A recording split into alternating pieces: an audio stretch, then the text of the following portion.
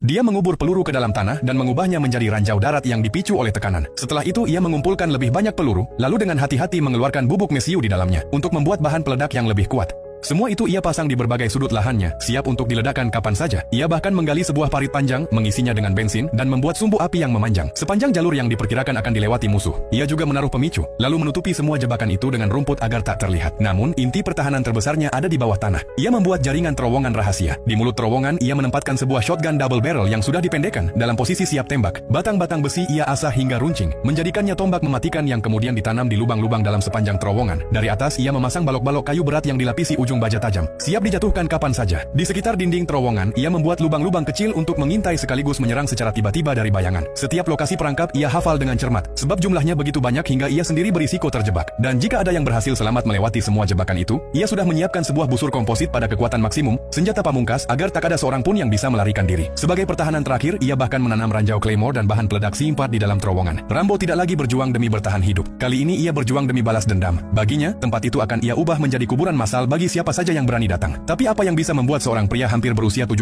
tahun nekat menempuh jalan sejauh itu? Jawabannya sederhana, putrinya. Sejak pensiun, Rambo tidak pernah menikah dan tidak memiliki anak kandung. Namun saat berusia 50 tahun, ia mengadopsi seorang anak perempuan. Gadis itu tumbuh besar hingga suatu hari memutuskan untuk pergi ke Meksiko demi mencari ayah kandungnya yang sebenarnya. Rambo sudah memperingatkannya bahwa pria itu bukanlah sosok yang baik, bahkan sangat berbahaya. Tapi gadis itu, Ana, tidak menggubris. Ia tetap bertekad untuk menemui ayah kandungnya, tanpa sadar bahwa langkah itu justru menyeretnya ke dalam tragedi. Dengan bantuan seorang teman di Meksiko, Ana akhirnya menemukan pria yang selama ini ia cari. Namun seperti yang Rambo katakan, pria itu sama sekali tidak peduli padanya. Ia bahkan pernah membunuh ibunya dengan pukulan dan melihat Ana hanya sebagai beban. Perasaan Ana hancur. Ia merasa kosong dan kehilangan arah. Untuk menghiburnya, seorang teman mengajaknya ke sebuah klub malam. Tapi di sanalah mimpi buruk dimulai.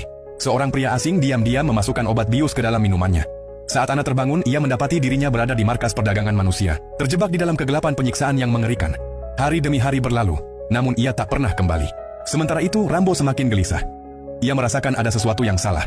Hingga akhirnya ia memutuskan untuk bertindak.